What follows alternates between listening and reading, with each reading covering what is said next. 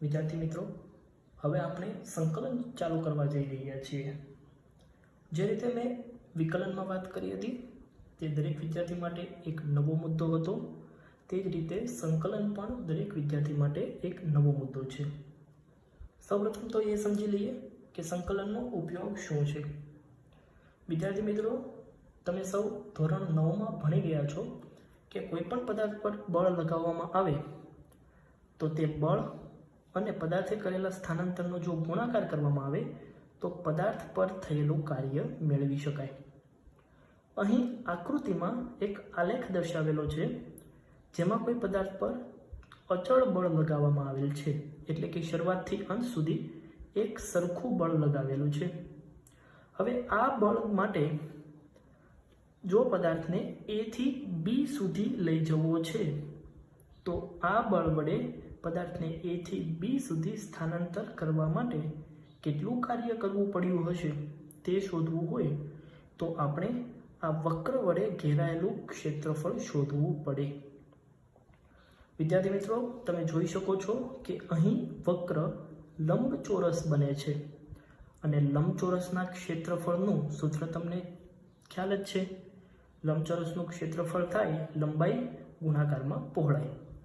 तो आ सूत्रनो उपयोग करीने आपणे आ वक्र वडे घेरायेलुं क्षेत्रफळ शोधी शकीए अने जे क्षेत्रफळ आपने जवाबमां मळशे ए ज पदार्थने ए थी बी सुधी स्थानांतरित करवा माटे तेना पर थयेलुं कार्य हशे। परंतु विद्यार्थी मित्रों, हवे आपने एवो प्रश्न थाय कि जो आ बळ ए अचळ ना होवाथी न होय अने कोई चल बळ होय तो चल बळ एटले के दरेक बिंदु पासे ते सतत घट थतुं होय तो दरेक बिंदु पासे बळ अलग अलग होय तो हवे जो मारे पदार्थने ए थी बी सुधी लई जवा माटे केटलुं कार्य करवुं पड़शे ते शोधवुं होय तो ए थी बी सुधीना आ वक्र वडे घेरायेलुं क्षेत्रफळ शोधवुं पड़े। परंतु અહીં આપણે જોઈ શકીએ છીએ કે અહીં બનતો આકાર એ કોઈ ચોરસ, લંબચોરસ, ત્રિકોણ નથી કે જેને સીધા સૂત્ર વડે આપણે શોધી શકીએ। તો આવા કિસ્સાઓમાં શું કરવું? તો આવા કિસ્સાઓમાં ઘેરાયેલા ક્ષેત્રફળોને નાના નાના ટુકડાઓમાં વિભાજિત કરવામાં આવે છે। તમને એવો પ્રશ્ન થતો હશે કે શા માટે નાના નાના ટુકડાઓમાં વિભાજિત કરવામાં આવે? હવે આવા નાના નાના ટુકડાનો મેં એક ટુકડો અહીં દર્શાવેલો છે જે ખૂબ જ નાનો ભાગ છે। વિદ્યાર્થી મિત્રો, તમે જોઈ શકો છો કે આ નાના ભાગ એટલે કે આ સૂક્ષ્મ ઘટક માટે ઉપરનો જે ભાગ છે એટલે કે બળ એ લગભગ અચળ જેવું છે। હવે આ બળ વડે આ ભાગમાં ઘેરાયેલું કુલ ક્ષેત્રફળ શોધવું હોય તો હું ફરીથી आ सूत्र लगावी शकूँ, लंबाई गुणाकार में पહોળાઈ। परंतु ए कार्य मने मात्र ने मात्र आ सूक्ष्म भाग माटे ज मळशे। तो हवे तमे विचारी शको कि जो आवा दरेक घटकोना सरवाळा करवामां आवे, दरेक आवा नाना नाना भागोनुं क्षेत्रफळनो जो सरवाळो करवामां आवे तो आ वक्र वडे घेरायेलुं कुल क्षेत्रफळ मळी जाय। आ क्षेत्रफळ परथी पदार्थने ए थी बी सुधी स्थानांतरित करवा माटे करवुं पड़तुं कार्य मळी जाय। हवे धारो के कोई एक नानो घट्ट भाग के जेनुं मारे क्षेत्रफळ शोधवुं छे, धारो के आ घट्ट भागनो नंबर छे आई, तो आई मां घट्ट भागनुं क्षेत्रफळ जेने हुं डेल्टा ए आई वडे दर्शावुं तो ए थशे बळ गुणाकारमां स्थानांतर। बळ केटलुं लागे छे? तो धारो के आ बिंदु पासे बळ छे एफ एक्स आई। स्थानांतर क्यांथी क्यां सुधी करेलुं छे? तो xi-1 थी xi सुधी स्थानांतर करेलुं छे। तो बंनेनी बादबाकी एटले के अंतिम माइनस प्रारंभिक xi-1 जेने हूँ डेल्टा एक्स पण लखी शकूँ। हवे मारे वक्र वडे घेरायेलुं कुल क्षेत्रफळ शोधवुं होय तो आवा दरेक नाना नाना भागोना क्षेत्रफळनो सरवाळो करवो पड़े। माटे कुल क्षेत्रफळ ए बराबर हूँ पहला भाग थी लईने एन मा भाग सुधीना दरेक नाना नाना खंडोनो सरवाळो करीश, एटले के summation sigma I equal to 1 थी n सुधी ડેલ્ટા એઆઈ ક્ષેત્રફળ ડેલ્ટા એઆઈ. હવે સમેશન i = 1 થી n ડેલ્ટા એઆઈ નું સૂત્ર મૂકવામાં આવે f of xi into delta x. પરંતુ વિદ્યાર્થી મિત્રો, આવા n ભાગોનો અલગ અલગ રીતે સરવાળો કરવો એ ખૂબ જ મુશ્કેલી ભર્યું કામ છે અને તે જ માટે સંકલનનો ઉપયોગ કરવામાં આવે છે. જ્યારે આવા ખંડો એ ખૂબ જ સૂક્ષ્મ લેવામાં આવે ત્યારે આવા સરવાળાને હું સંકલન સ્વરૂપે લખી શકું. તો હવે જો આ વક્ર વડે ઘેરાયેલા ક્ષેત્રફળનું સૂત્ર લખવું હોય તો હું લખી શકું a બરાબર સંકલન. ક્યાંથી ક્યાં સુધી સંકલન કરવાનું છે? મારે x બરાબર a થી x બરાબર b સુધી સંકલન કરવાનું છે. એટલે કે સંકલન, જેને s જેવો નિશાની વડે દર્શાવવામાં આવે છે, a થી b સુધી. સૂત્ર થશે f of x dx.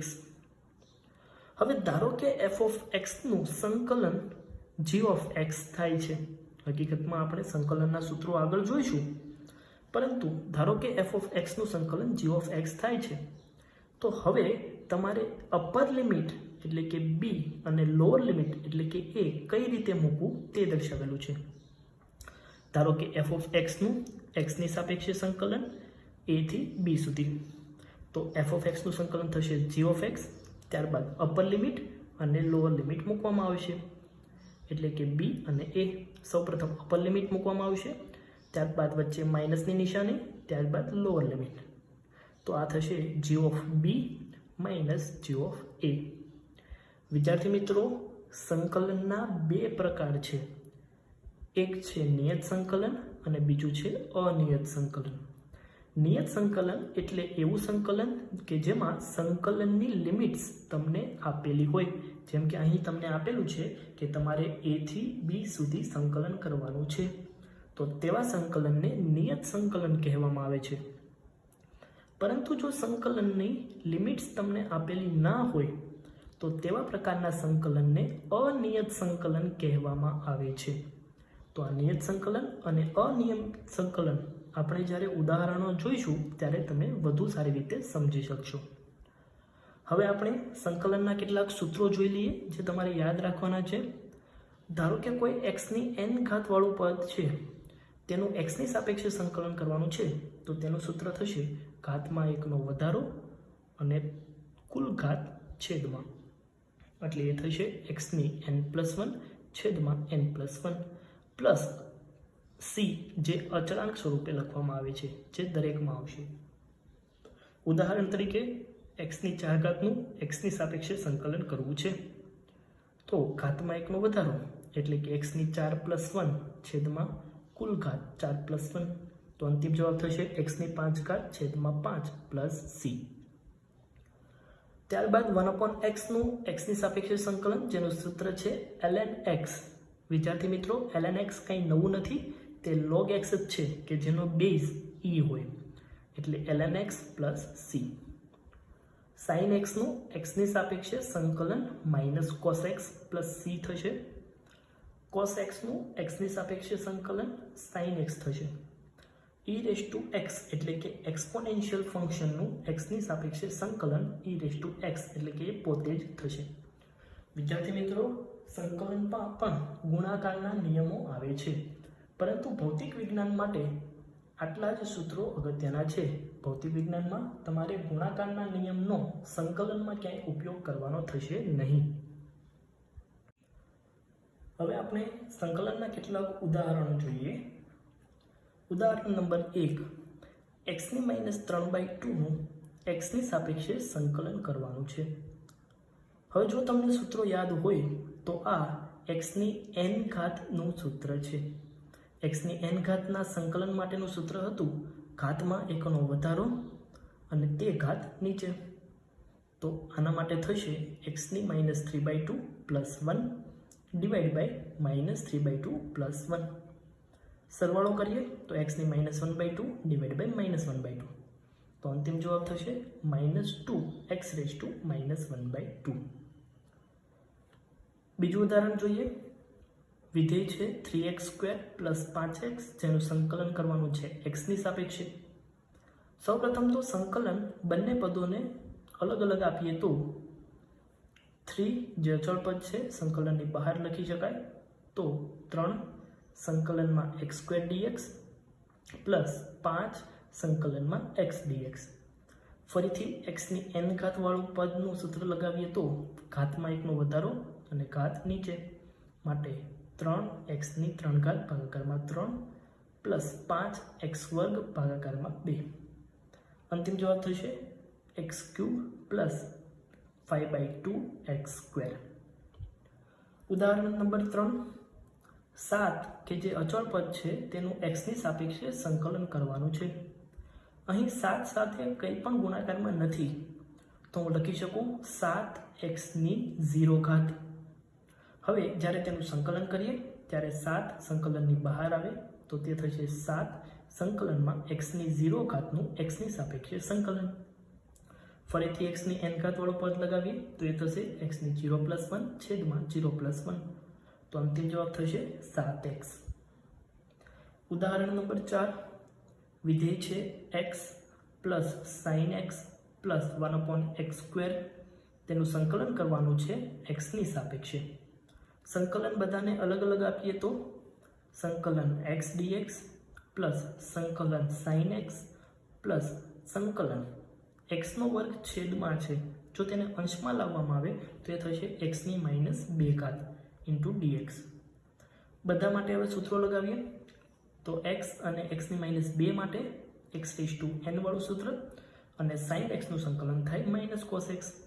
તો કંઈક આ રીતે થશે x ની ઘાતમાં 1નો વધારો વધેલી ઘાત નીચે એટલે કે x² છેદમાં 2, sin x નું સંકલન -cos x પ્લસ x ની ઘાતમાં વધારો વધેલી ઘાત નીચે એટલે કે -2 + 1 એટલે કે x ની -1 છેદમાં -1. તો અંતિમ જવાબ થશે x² છેદમાં 2 cos x માઇનસ x ની માઇનસ ઘાતને 1/x લખી શકાય, તો એ થઈ જશે 1/x. ઉદાહરણ નંબર 5 એ નિયત સંકલનનું ઉદાહરણ છે.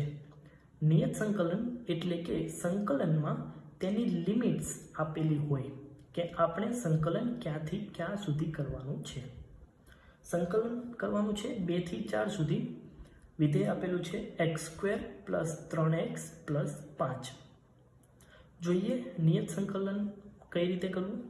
સૌપ્રથમ તો વિધેયનું સંકલન સાદી રીતે જ કરવામાં આવે છે, એટલે કે x² માટે ઘાતમાં 1નો વધારો ઘાત નીચે પ્લસ 3 એમ જ x ની 1 ઘાત છે ઘાતમાં વધારો ઘાત નીચે પ્લસ 5નું x ની સાપેક્ષે સંકલન 5x. અહીં વધારામાં લિમિટ મૂકવામાં આવે છે. અપર લિમિટ થશે 4 અને લોઅર લિમિટ થશે 2. સૌપ્રથમ જ્યાં પણ x જોવા મળે ત્યાં અપર લિમિટ 4 મૂકવામાં આવશે, વચ્ચે માઇનસની નિશાની. ત્યારબાદ જ્યાં પણ x જોવામાં આવે ત્યાં 2 મૂકવામાં આવે. તો કિંમત મૂકીએ 4ની 3 ઘાત એટલે કે 64 ભાગાકારમાં 3 પ્લસ 3 4નો વર્ગ 16 ભાગાકારમાં 2 પ્લસ 5 ઇન્ટુ 4 એટલે કે 5 ગુણાકારમાં 4, વચ્ચે માઇનસની નિશાની. હવે જ્યાં x દેખાય ત્યાં 2 મૂકવાનું એટલે કે 2ની 3 ઘાત 8/3 પ્લસ 3 ઇન્ટુ 2ની 2 ઘાત 4/2 પ્લસ 5 ગુણાકારમાં 2.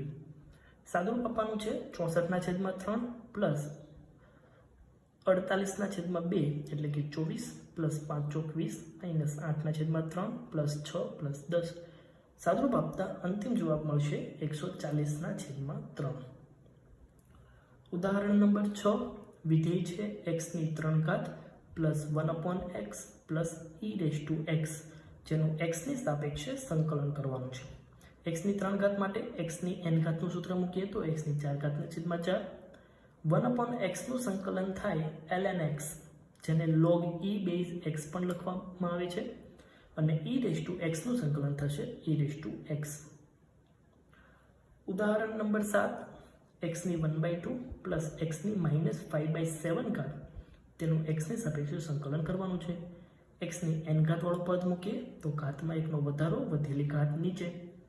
એ રીતે મૂકીને જો સાદુરૂપ આપવામાં આવે તો અંતિમ જવાબ થાય છે 2/3x⁵² પ્લસ 7/2x⁵ 2/7. ઉદાહરણ નંબર 8, વિધેય છે sin x plus cos x plus x⁴, જેનું x ની સાપેક્ષે સંકલન કરવાનું છે. sin x નું સંકલન થશે માઇનસ cos x નું સંકલન થશે પ્લસ sin x, x⁴ ઘાતમાં એકનો વધારો વધેલી ઘાત નીચે એટલે કે x⁵/5. તો વિદ્યાર્થી મિત્રો, આ રીતે જો તમને સંકલનના સૂત્રો યાદ હશે તો તમે કોઈ પણ ઉદાહરણ સરળતાથી સોલ્વ કરી શકશો.